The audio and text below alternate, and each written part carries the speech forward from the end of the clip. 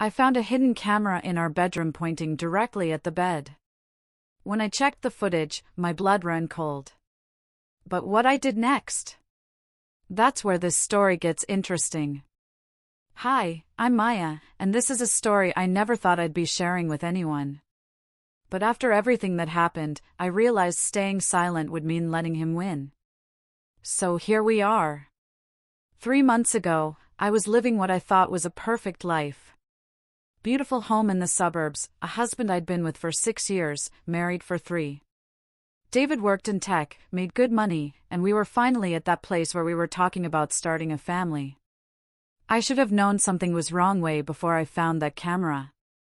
The signs were all there. I just didn't want to see them. Let me take you back to where this really begins.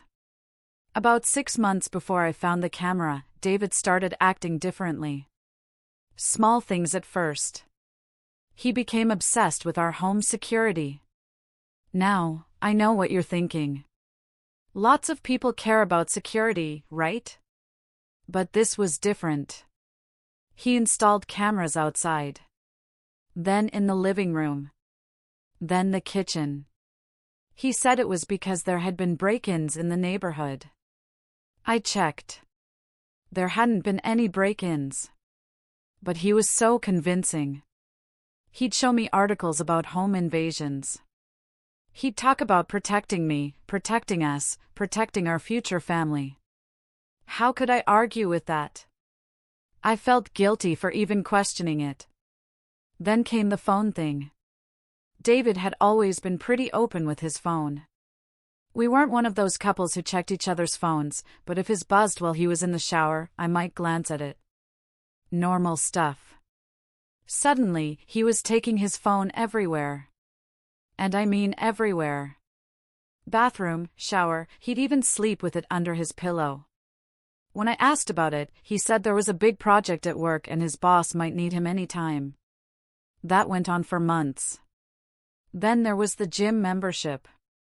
David had never been a gym guy. He was naturally slim, didn't really care about working out. But suddenly, he's going to the gym every day after work. Sometimes for 2-3 hours. I was actually happy about it at first. I thought he was taking care of himself. Maybe going through an early midlife crisis thing, wanting to feel good about his body. I supported it.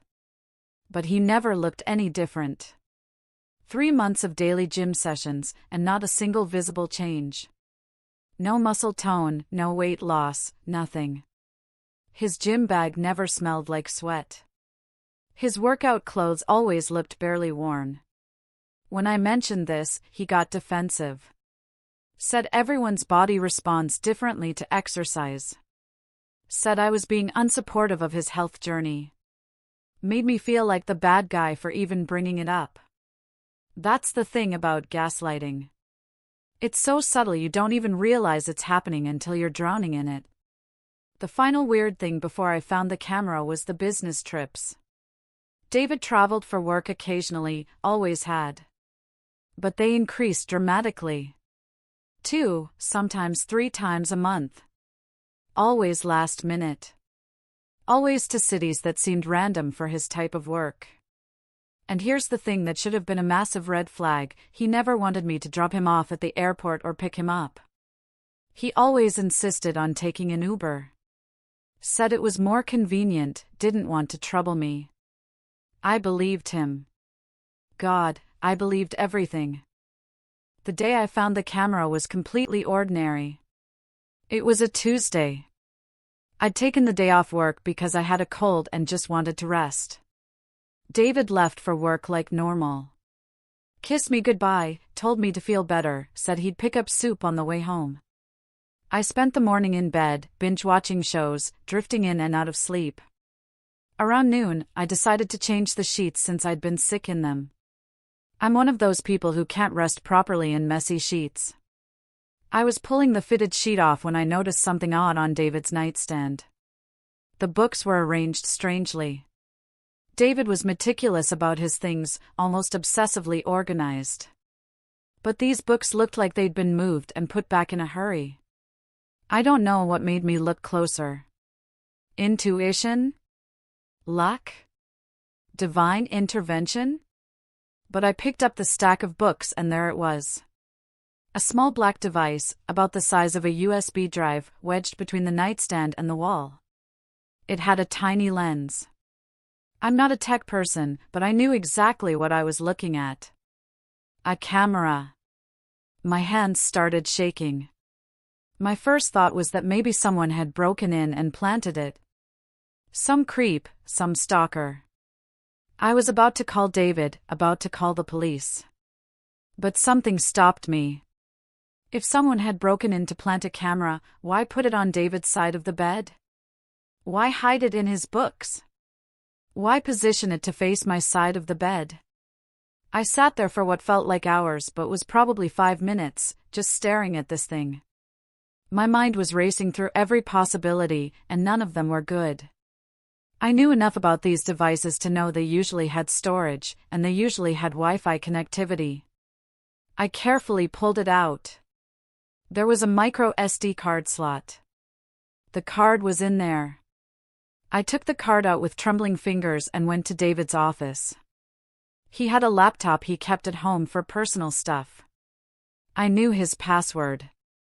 We'd always known each other's passwords.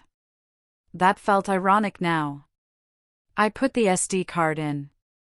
There were hundreds of video files. I clicked on the most recent one, from the night before.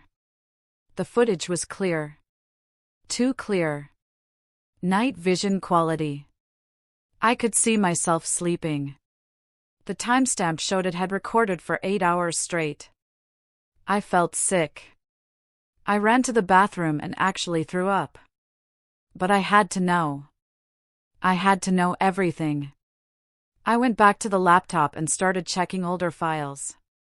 Days, weeks, months of footage. All of us sleeping. All of me sleeping. Some files were corrupted or deleted, but there were enough intact ones to tell a story. This camera had been there for at least 4 months. For months of watching me sleep. For months of recording our most intimate moments. For months of violating my privacy in the one place I should have felt safest. But why? That was the question that kept screaming in my head. Why would my husband do this? I could have confronted David right then. Part of me wanted to. But something told me to wait. If he'd gone to these lengths to hide a camera, to record me without my knowledge, there was more to this story. I put the camera back exactly where I found it. I rearranged the books the way they'd been. I put the SD card back in.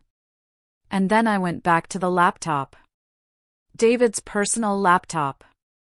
The one I'd never had any reason to snoop through before. I started with his browser history. He'd cleared it. Completely. Going back months. That's not normal. Nobody clears their entire browser history unless they're hiding something. So I went deeper. I found his email. Most of it was boring work stuff, spam, newsletters. But then I found a separate email account. One I didn't know about. The login credentials were saved in his browser. My heart was pounding as I opened it. The first email I saw made me feel like the floor had disappeared beneath me. It was from a website. An escort service website. Not just any escort service. A high-end one. The email was confirming a date for the following week. Thursday night. The night David had told me he'd be in Boston for a conference. I scrolled through the emails. There were dozens. Going back over a year. Confirmations, reviews, messages to and from different women. He had a whole system. Different hotels, different restaurants, different women every time. The gym? Wasn't a gym. The business trips? Weren't always business trips. The phone calls? Weren't from his boss. My husband had been living a double life for over a year. But that still didn't explain the camera. I kept searching. There had to be something else. I checked his cloud storage, his downloads folder, everything. And then I found a folder buried deep in his documents. It was labeled insurance. Inside were more videos. But not from the bedroom camera. These were from the other cameras. The living room. The kitchen. All focused on me. Me cooking dinner. Me watching TV. Me on phone calls with my mother. Me doing yoga in the living room. Me just living my life. There were screenshots too. Hundreds of them. Pictures of me from the videos, organized by date and outfit. Like he was cataloging me. I felt like I was going to be sick again. This wasn't just about watching me sleep. This was surveillance. Obsessive, calculated surveillance. But the worst part? The part that made me realize how deep this went? In that same folder, there was a document. A Word document titled Behavioral Patterns. I opened it. It was a log. David had been logging my behavior. What time I woke up. What I ate for breakfast. What I wore. Who I talked to. Where I went. Mood assessments. Everything. Some entries went back 2 years. There were notes like subject seems agitated after phone call with mother and subject stayed home from work, possibly ill, and subject went to coffee shop alone, stayed for 47 minutes. Subject. He called me subject. And then I found the why. At the bottom of the document, there was a section labeled Divorce Preparation. He was documenting everything about me. My routines, my habits, my moods, my behaviors. He was building a case. For what, I didn't know yet. But it was clear this wasn't love. This wasn't protection. This was something much darker. I sat in that office for hours, reading everything I could find. The more I found, the more horrified I became. David had been planning this for years. The cameras weren't just about watching me. They were about control. About having leverage. About documenting everything in case he needed it. I found a consultation confirmation from a divorce attorney. From 8 months ago. 8 months.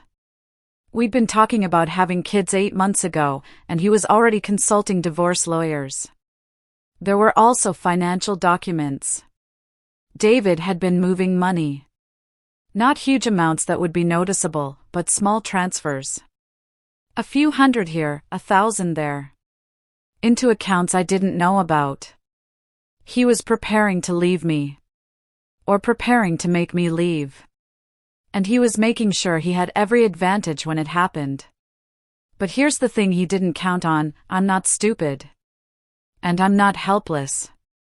I spent the rest of that afternoon making my own plan. I copied everything. Every file, every email, every document. I put it all on a flash drive and hid it somewhere David would never find it. Then I called my best friend, Jenna. I told her everything.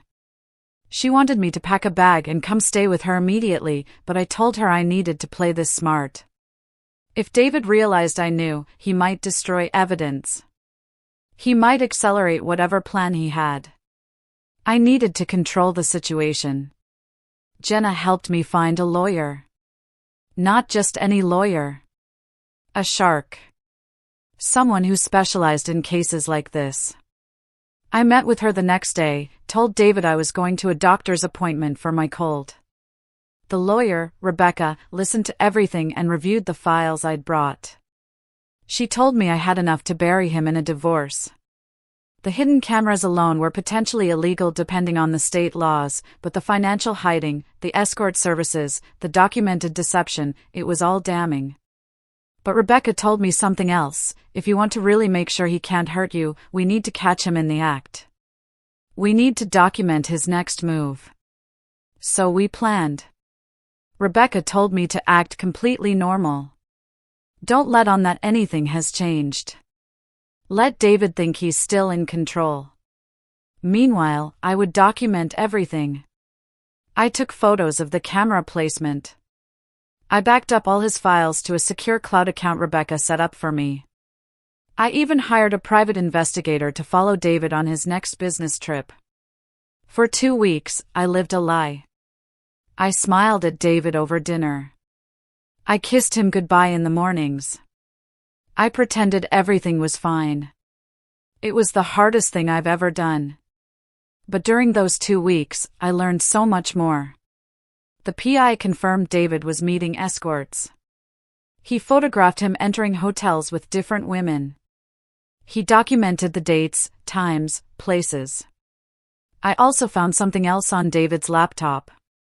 He'd been on forums, discussing divorce strategies, talking about how to hide assets, discussing how to make your spouse look unstable in court. One post made me feel physically ill. I've been documenting everything. When the time comes, I'll have proof she's erratic, emotional, possibly mentally unstable. Just need a few more months of footage. He was planning to use the camera footage against me. To paint me as someone unfit. Unfit for what? I wasn't completely sure yet. But I had my suspicions. And then David made his mistake. 3 weeks after I found the camera, David told me he needed to talk. He had that serious look on his face. The one he used when he wanted me to think something was important. We sat down in the living room. He held my hands. He looked me in the eyes. And he told me he thought we should separate. He didn't say divorce. Not yet. He said he'd been thinking a lot about our relationship, about our future, and he wasn't sure we were right for each other anymore. He said he loved me, but maybe not in the right way. He said we'd be happier apart. He said it so gently. So kindly. Like he was doing me a favor. I almost laughed. Almost. But I held it together. I asked him why. What had changed? Was there someone else? He looked shocked that I'd ask. No, nothing like that. He just felt like we'd grown apart. He wanted different things. He thought I deserved someone who could give me everything I wanted. It was such a performance. Such careful, rehearsed manipulation. I told him I needed time to process. I asked if we could do counseling first. Really sell the desperate wife routine. He agreed. Said he'd do anything to make this easier for me. That night, after he went to bed, I checked his laptop one more time. He'd updated his behavioral patterns document. New entry, subject reacted emotionally to separation discussion. Suggested counseling. Appears desperate to save marriage. This will work in my favor. The next morning, I made my move. I'd arranged for Jenna to come over. I'd told David she was helping me process everything. He thought that meant I was falling apart. Perfect. But what actually happened was this: Jenna showed up with Rebecca, my lawyer, and 2 police officers. The look on David's face when they walked in is something I'll never forget. Rebecca presented David with a restraining order and divorce papers. The restraining order was based on the illegal surveillance. Yes, it turns out that recording someone without consent in places where they have a reasonable expectation of privacy, like a bedroom, is illegal in our state. Very illegal. The police confiscated all the cameras, all his devices, everything. David tried to play innocent. Tried to say the cameras were for our protection. Tried to say I was overreacting. That's when I pulled out my trump card. I'd made a binder. Printed copies of everything. The emails to escorts. The financial documents showing hidden accounts and money transfers. The forum posts about manipulating divorce proceedings. The behavioral patterns document where he called me subject. I watched his face go from confused to angry to terrified in about 30 seconds. The police told him he needed to leave. Immediately. He wasn't allowed back in the house. He could collect some personal items under supervision, but that was it. David looked at me. Really looked at me. And I saw something in his eyes I'd never seen before. Not love. Not even anger. It was calculation. He was trying to figure out if there was any way to spin this, any way to regain control. There wasn't. He left with a small bag of clothes and his laptop, which the police would be getting a warrant for later that day. When the door closed behind him, I collapsed. Jenna caught me. I sobbed for an hour straight. But they weren't sad tears. They were relief. Release. The weight of pretending, of knowing, of carrying this secret was finally gone. The divorce took 6 months to finalize. David tried to fight it at first, but when his lawyer saw all the evidence, they advised him to settle. I got the house. I got most of our savings. He had to pay for my therapy, which I definitely needed after everything. The criminal charges for the surveillance are still pending. Turns out, he'd done this before. To an ex-girlfriend. She came forward after she saw local news coverage of the case. David lost his job. Word got around about the escorts and the surveillance. His company didn't want that liability. Last I heard, he's living with his parents in another state, working some low-level tech job. As for me, I'm rebuilding. I sold the house. Too many bad memories. I moved to a new city, started a new job, made new friends. I'm in therapy, working through trust issues, through the violation of privacy, through the gaslighting. Some days are better than others. But here's what I want you to take away from this story: trust your instincts. If something feels off, it probably is. Don't let anyone make you doubt your reality. And if you find yourself in a situation like mine, document everything. Tell someone you trust. Get professional help. You don't have to face it alone. The camera was terrifying. The surveillance was violating. But finding out the truth? That saved my life. Because if I hadn't found that camera, I would have kept believing the lie. And who knows what David had planned. I'm Maya, and this was my story. Thank you for listening. And to anyone out there going through something similar, you're stronger than you think. You deserve better. And you will get through this. Stay safe, everyone.